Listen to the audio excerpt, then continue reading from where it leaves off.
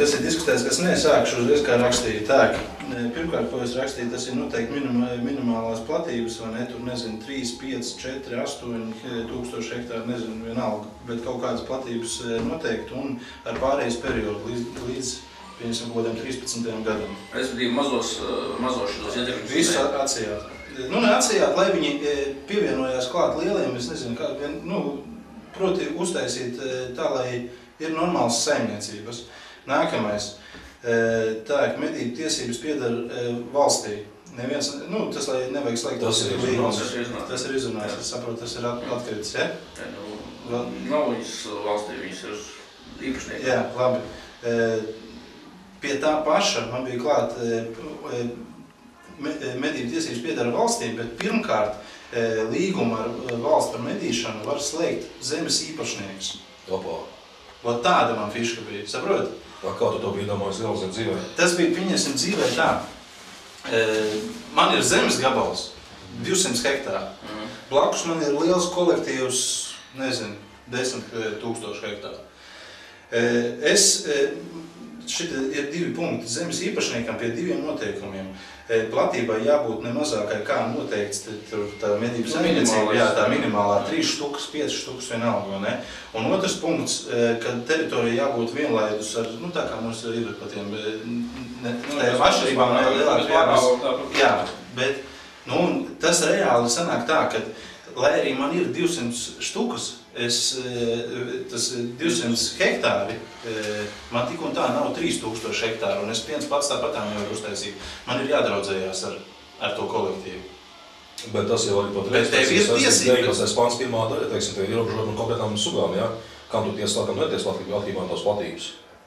Tas ir jautājums arī par šodien. Būks 200, teiksim, tāds cūka 1000 un tā tā. Nē, tie arī visi ir jāpalielina. Tas ir loģiski, ka ja tev 3 štukas ir tikai minimālā medību platība, tad reāli tu vari tikai no tām 3 štukām tu savu būksu vari sākt medīt. Kāpēc tās 3 štukas, teiksim tā, šitas piemērotākais cipars? Nē, es jau 5. Kurš zināms pamatojums tam? Nē, es tev pateikšu, man ir mūsējās platības ir 10 000 mums ir. Un mums ir, man liekas, ja ir mazāka, tas ir mans individuālais, man liekas, tā vairs nav saimniekošana. Tas ir tāds, Es medīju vairākos, teiksim. Man ir viens tāds, kur ir knapi 1500, vai ne, kur mēs esam 5 tikai cilvēki, mēs tur savā laikā athoķījām viņi. Un mēs tur reāli aizbraucam un pateikšu tā, 2 dzinēja medības gadā. Kāpēc mēs nevarētu? Mums ir, pieņemsim, ideāls attiecības ar jums, tur uz visām pusēm ir ideāls attiecības. Ja mēs, pieņemsim, savstarpēji sarunātu, klausies, davai, mēs novelkam robežu, līdzīgi kā jau tu teici, robežu un zemi šitā te iet, bet mēs novelkam robežu tā, kā reāli mums ir līgumi, vai ne? Un paliek tukšie plankumi, pieņemsim, kas nav saslēgti. To mēs novelkam kā žiļiezna, kas jau mums ir. Es nelīdīšu tavā pusē, tu nelīdīsi manā. Tas, kas ir tukšs, kas nav noslēgti, to, kas noslēgs līgumu, tam arī būs, principā, bet mēs to tādā veidā, kaut ko tādu ieviest, saprat. Tā, lai nostiprinātu tiesības, lai nelīstu blakus kolektīvai. Saprot, mēs jau varam tāpat rīkot kopīgas medības, tāpatās kopīgiem spēkiem veikt apsaimniekošanu, visus savstarpējās vienošanās pamatu. Arī šobrīd likums mums nav neaizliedz. Tas ir viss mūsu pašu brīvā griba. Jā, bet es saprotu, mums jau nav problēmas. Bet problēmas ir, to vajag nolikt likuma tos rāmjos vai kaut kādos noteikumos, tāpēc, ka tiem, kam ir problēmas, tie, kas savā starpā kašķējās, lai viņi kašķējās, un pieņemsim, viņi kašķējās pa vienu teritoriju, pārējais viņiem ir skaidrs, par šito mēs nekašķējamies. Pat to nostiprinām. To, pieņemsim, valsts meža dienestā ir kaut kāda vienotā sistēma, nostiprinām. Šitas piedara tev, jā, ar visiem kaimiņiem saskaņots, jā, ok, viņš tur medīja žiļiezna. Bet šitas, par šito lai strīdās, un lai viņi strīdās, kamēr viņi tiks skaidrībā. Darba grupā nonāca pie tā, ka faktiski tādas minimālās teritorijas, tur, kā saka, lielās nebūs.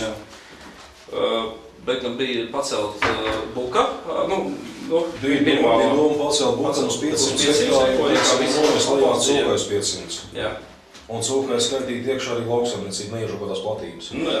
Tas ir kā doma līmenī. Tā pašā laikā par šim, teiksim tā, leģendāriem 2000 hektāriem tās tēmas jau ir izrunātas vīdi. Tāpēc es saku, es jau nezinu, ko es aptrītas apvēr. Es vēl pats vēl dabūju atbildes vēstules rakstīt, kad bija pāris deputāti uzrakstījuši, teiksim, prasību, kad tas jāievieš. Tas neiet kopā ne ar ko, ne pēc civila likuma, ne pēc kā to nevar pievilkt klāt un nekādā veidā uzlikt kaut kādu normu. Kā Igauniem tas ir iznācis? Igauni starp citu mēģina tagad uzzināt, kā mums iet. Katru mēnesi vēstules čaļi, kā jums ir, ko jums ir saskāršot, kur jums ir problēma. Tad, ja kāds var pateikt viņiem, lai es teikšu. Jo Igauni atdūrās pret otru lūku patiesībā, saproties, kur slēpjas tā īpatnība. Ja meža masīvs ir pārāk liels, jā, tad viņš jāsāk dalīt kvartālos, lai neapjuktu viņā. Meža ierīcības, teiksim, tā pamata mazliet. Kāpēc mums ir mežs slikām solīts kvartāls tīklā, jā?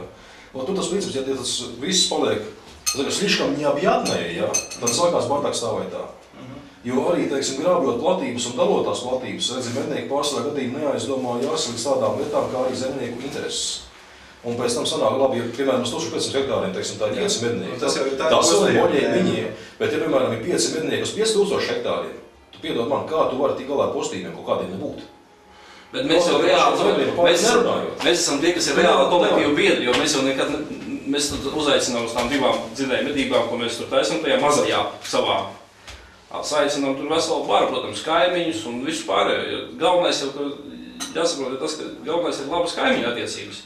Un kamēr neviens nestāv šitā, ja, bet kamēr nemēģina kaut ko ielīst iekšā aiz muguras, bet tā ir lieta, ko faktiski likumā nevar ierakstīt. Tieši tā, tas nav likuma jautājums, tā ir savstarpējā komunikācija, tam likumā nav jābūt.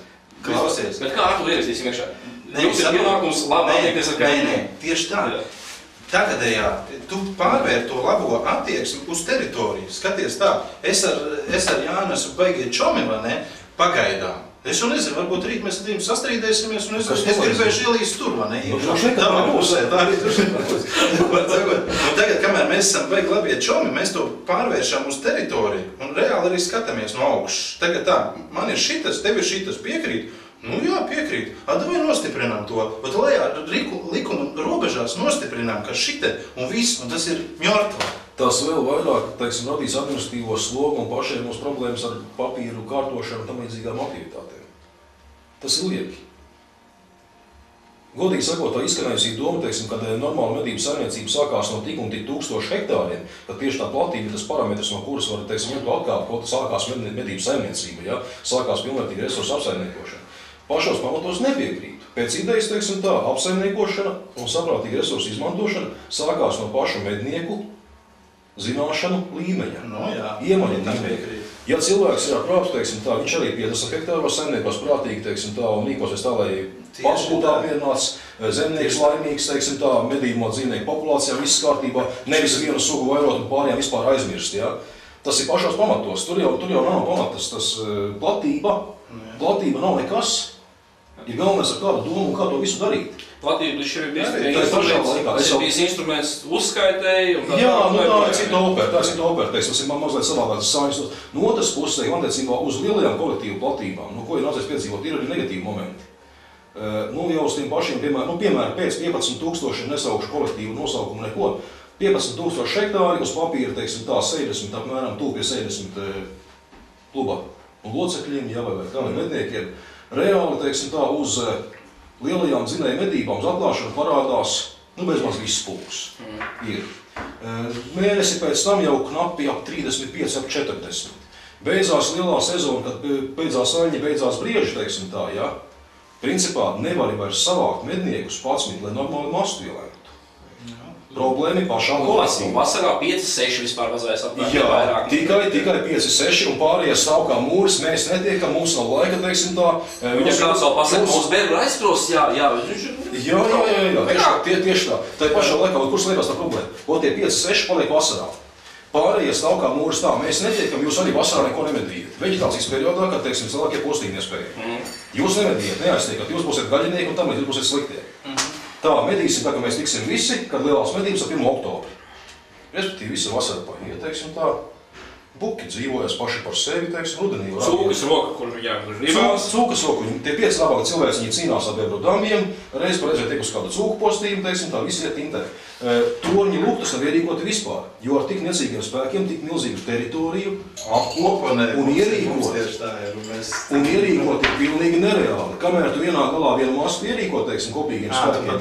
Tādiem tās. Tieši tā, tikmēr tev otrs, teiksim, tā iecirkni tāds, kurš te 11,000, tas ir aizaudzis jau.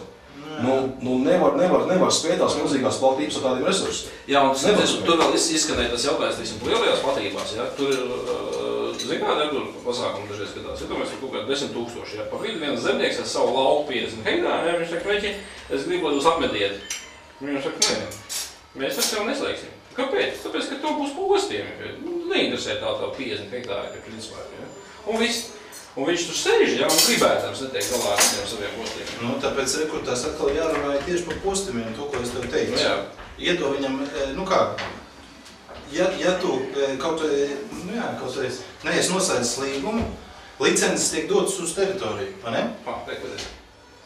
Patreiz jau, ja tev, teiksim, tā konkrēti, piemēram, 1000 hektāri meža zemes nav, meža zemes dabūt nevar. Apkārt visur ir, vai ne? Pa vidu viņš tagad neslēdz, vai ne, tos 50 hektārus. Pieņem tā, ka tās licences, ko uz postījumiem pieaicinot vienalga, tas zemes īpašnieks vienalga, nu, piemēram, pieaicinās klāt, un valsts meža dienas pārstāvs pateiks, nu, tu teici, tu sistēmu, un tagad 5 cūkas, tev šita te ir jānomedī. Viņš pieaicinās tās 5 licences, ņems no tā apkārtējo kolektīvu, redzēs, viņš uzreiz pats pieteiksies klāt tej teritorijai, kad viņš gribēs medīt. Bet par to licenču dalīšanu runājot, nu, protams, parunājot ar saviem zemes īpašnieku kolēģiem ārzemēs, nu, citur jau ir tā sistēma, ka tā licenču dalīšana tas nav. Tīri valsts pārvaldes institūcijas, kā lai saku, ir uzdevums. Tur jau ir kaut kāds sarunu gals, kur tu novienojās. Protams, dienas varbūt ir tas, kas aprēķina, bet tīri tas gala sadalījums un arī postījuma gadījumos, kas notiek, kad ir kaut kāda pārdala, kas nepieciešama, tad ir zemes īpašnieks, mednieks, dienas pārstāvs, kas tad arī izdiskutē, ko tur vajadzētu darīt. Jā, bet jautājums atkal, cik daudz šīs lietas atrunāt likumā, ja? Ja likums ir vaļā, tad tur jāieliek iekšā principālās, vai arī jāsaka tā, ka tālāk tiek deleģēts, tiksim, kaut kādiem speciāliem notikumiem, tā tālāk. Ja mēs sarakstīsim šobrīd visu, nu, tas arī muļķīgi likumā atrakstīt pilnīgi visu mehānismu, jā. Kad Jānim teiks, atliekot uz sevi, piemēram, Pēti, ir obligāti jāsveicina pats jau cepulī, jā, nu, piedošana. Ja viņš to nedara, viņš ir noziedznieks. Nu, tieši tā, nu, tas nav likuma būtība. Nu jā, bet te pašlaik, ja mēs šauri ierakstīsim, nu, ka tikai valsts meža dienas un punkts, nu, tad mēs izslēdzam jebkādas no jā, tad priekšlikums varētu būt no meža īpašniekiem ierakstīt iekšā, ka tas ir valsts meža dienas vienojoties ar ieinteresētajām pusēm. Ne, to redakciju ir jādomā, protams, bet tā atsauksme no meža īpašniekiem, no zemes īpašniekiem, ko būtu pareizāk teikt, ir tāda, kad, par ko mēs runājam, tie dzīvnieki tomēr, varojās uz mūsu zemes, jā. Ēt mūsu eglis un mūsu labību. Ēt mūsu eglis, mūsu labību, kā lai mēs esam tajā procesā iekšā, kur tiek diskutēts. Klausies, es vēlreiz noskaidrot, jums tas, kad medību tiesības pieder valstī, tas ir izrunāts un tas ir atkarīgs, jā? Kāpēc tas neiet? Kas tur ir? Tas neiet savu sākot. Kur ir viens īpašnieku lobijs un otrs īpašnieku lobijs, lai kur atnāks un varēs labi, paskatāmies, kas ir civila likumā. Tieši tā. Tā ir bez īpašnieka manta. Medību likumā, kas tas ir? Civila likums ir virs, jebkurā gadījumā, un tālāk jau medību likums var nodeleģēt tikai kaut kāds konkrēts lietas. Bet par medību tiesībām tur ir deleģējums. Par medību tiesībām, jā, tas 1109. pāns, kurš arī nosaka, ka medību tiesību izlietojumu nosaka medību likums. Bet tai pašā laikā ir vēl daži panti tai pašā civila likumā iekšā, kur ir nesaraujami sasaistīts zemes gabals ar medību tiesību lietošanu. Tas vienkārši ir neatraujami, ja? Un pat cik civila likums patreiz ir mūsu valsts iekārtas pamats, stūrakmenis, ja, lai viņš ir cik reizes mūtām, bet tās viņš ir. Kustināt šo stūrakmeni nozīmē, ka mēs varam sabrucināt pilnīgi visu. Varbūt īstenībā, Zipa, es pārtraukšu, es iepazīstināšu šādu viesotu, varbūt iekas. Jā, ir, tieši tā. Tas ir iekšā, ja jums materiāli pietiek saņemt. Jā, tās stāsts jau patiesībā ir ar ko, teiksim, pēc iepriekšējā jūs raidījuma IKT formā bija pārmetumi, kad jā, man redzēja pašu būtiskāko lietu pat nepiemina, un tas ir šeit, teiksim, līguma slēgšanas un ar to saistītie apgrūtinājumi, ja, gan medniekam, gan valsts meža dienestam. Nu, tagad ir tas moments, kad jautājums ir lielos vilcienos apspriests, lielos vilcienš un akmeņi iecirsts, bet ejot cauri, teiksim, tā juridiskā bāzei, tiesību normām un visam, kas ar to ir saistīts,